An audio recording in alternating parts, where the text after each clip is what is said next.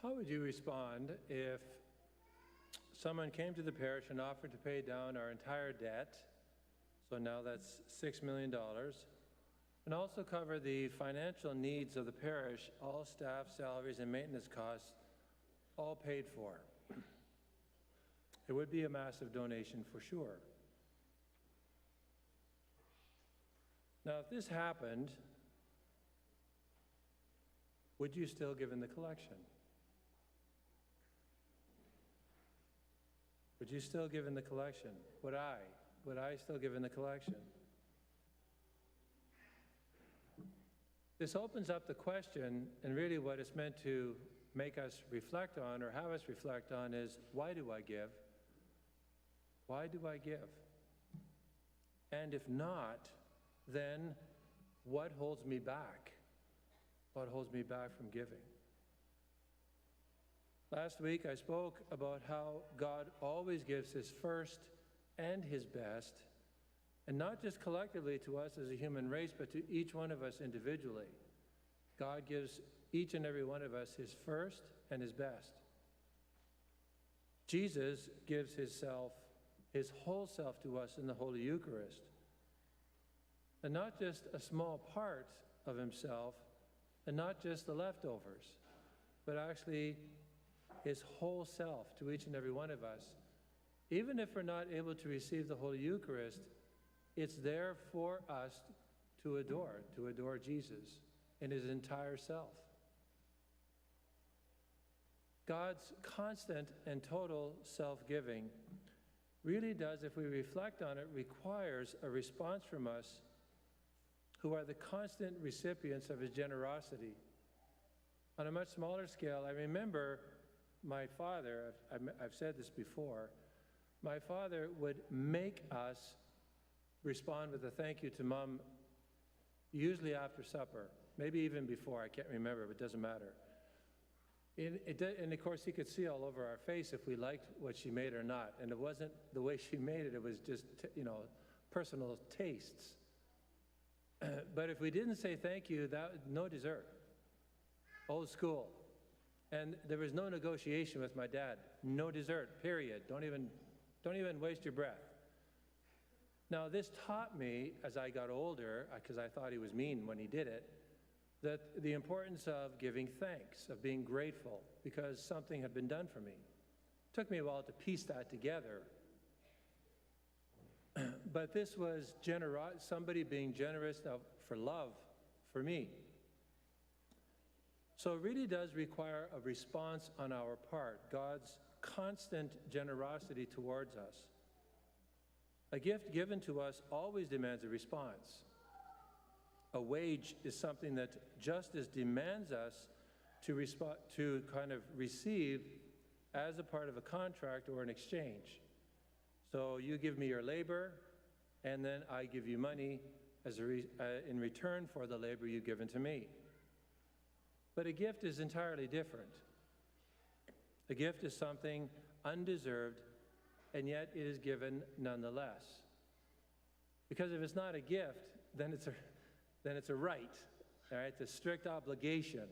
So a gift, strictly speaking, even though we expect gifts, but think about it. If it's not a pure gift, that's not, strictly speaking, that's not sort of deserved, or not required, then it's not really a gift in our mind. It's like a required obligation, contractual gift. So that's something we have to kind of unpack in our own minds. So when we received a gift and understand it to be a gift, a response on our part is really, really important.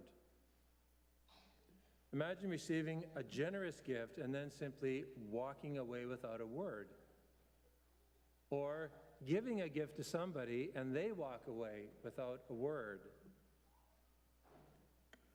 Imagine receiving a gift so great as the Holy Eucharist and simply walking straight out of church.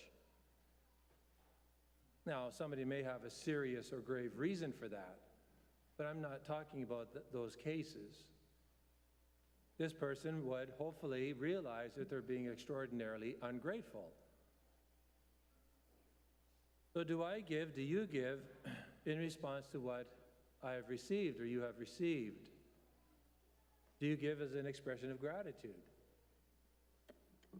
Do you give because you are expected to put something into the collection? Do you give because of guilt? The old Catholic guilt. You don't have to be Catholic to feel guilty about this stuff. Just go to a Protestant church or they're evangelicals, and you have to put something in. Otherwise, you may have, depends on the church and the minister, but you may have somebody knocking on your door. Do you give because you believe in the vision that we have here at Corpus Christi? What, if anything, holds you back from giving? There may be a whole host of reasons, but one reason, kind of an overarching reason, is identified for us in the first reading of this Sunday. And that reason is fear. In the first reading, we hear of fear at work in Adam and Eve immediately after having committed the first sin. Genesis records, I heard the sound of you, meaning Adam saying to God, I heard the sound of you in the garden, and I was afraid because I was naked, and I hid myself. We have to realize there was no fear before Adam's sin. There's no fear at all. Imagine a life without any fear whatsoever in any area of our life. Adam and Eve had a friendship with God that was rooted in or based on total trust, free of fear, founded on love. But after they sin, God hasn't changed at all. But they have changed. Something has dramatically shifted in their own personal lives, in their hearts. And now their friendship with God is poisoned by fear. The father of lies, Satan, convinced Adam and Eve that God could not be trusted, and as a result of this, they fell into sin. See, God doesn't want you to eat of the tree of knowledge of good and evil, because when you do that, you're going to be like him. He doesn't want you to be like him. So he's going to hold that from you. He's going to take that away because he's jealous. So one of the immediate consequences of this is fear. As a result of this, they become frightened of God. And I'll say it again, God hasn't changed. They have changed in their relationship with God or how they see God, what sin has done to them. They hid themselves because the enemy had led them to think that God could not be trusted, that he was not a loving father. He was not giving towards them. But rather, God is like a thief who wanted to prevent them from living a truly joy-filled life. As a result of Adam's sin, we too have fear about God, all sorts of fears. We hide from God in many different ways. As Catholics, most of us, I think, there may be exceptions here, but most of us are at least aware of the temptation we have to hide when we go to confession. Even if we're behind the screen and we know the priest doesn't know who we are. It could be going to confession in Italy or something. And it's easy maybe when it's like, well, I fought with my brother, or I yelled at the kids, or something like that, which, it's all wrong stuff. But it's not like the personal stuff that deals with the sixth commandment. And that's when there's a real temptation, due to shame, to hide, to not say those things, because he might know who we are, we might be challenged to give up something, and so on. And then there's the area of our finances. There's a lot of fear regarding the economic situation. We fear giving because we already have to pay a whole host of taxes, interest rates, rent fees or mortgage payments, car payments, school fees, our entertainment packages, and so on. We can easily get to the point where we begin succumbing to fear, thinking that basically it's all up to me. When we let these things dominate our hearts, we give in to the fears that basically I have to provide. No one else will look out for me, and I am basically all alone, just like Adam and Eve. Our fears cause us to think that God is simply one more person on the list who wants to demand something from us or else. Or else. If we see him as this thief, then we are not going to just put him perhaps in second place, but in the category below last place, which is leftover. Because we know he's still God, so we got to pay him some attention. So leftover. We avoid him altogether. And this has not only financial ramifications, so we give only, for example, we only give something that's left over, but it also spills over into other areas of our life, like prayer. We give God our time, maybe, when we have time left over. And I find it both interesting and somewhat tragic when children, I ask them, do you pray? And many times they say, well, I don't have time. I'm an armchair parent, biologically speaking. But it's a conundrum to me. It's incomprehensible to me that a child understands the concept of I don't have time to pray. They don't even know how to tell time. The children I ask, or they're learning how to tell time. So where have they picked that up? I don't have time to pray. It's a rhetorical question I'm not going to answer. They've picked it up somewhere, usually in the house. I don't have time to pray. It's like, what do you mean? You don't know how to manage your time. That's why mom and dad manage it for you. But this is what happens, and then that's interiorized, and if we don't somehow alter that, I don't have time to pray. There's no person on this planet who does not have time to pray. But it's a matter of priorities, or it's a matter of, thinking that I don't have time for God. Fear is present in many parts of our lives, and it is present in our relationship with God. If you want to overcome fear and grow in trusting in the Lord, then a shift in priorities is really required. It's needed.